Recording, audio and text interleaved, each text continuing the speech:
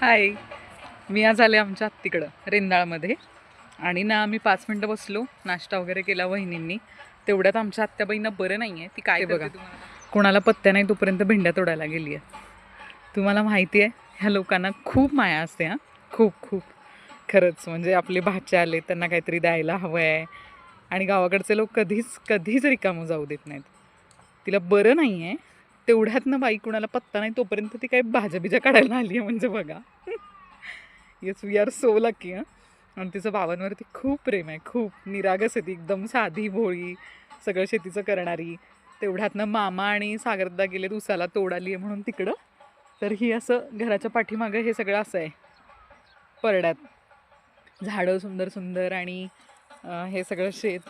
आणि आमच्या मॅडम लागलेत भेंड तोडायला. म्हणूनच गाव खूप सुंदर आहे आणि त्याहून तिथली माणसं. ती नेहमी सगळ्यांना सगळंच भरभरून देतात. आनंद आणि सर्वच गोष्टी. त्यामुळं शहरापेक्षा गाव खूप श्रेष्ठ आहे. आजचा दिवस असा हा सुंदर गेला. तुम्हाला पटतंय ना, की गावाकडची माणसं अशी भरभरून देणारी असतात? तर त्याची कमेंट नक्की करा.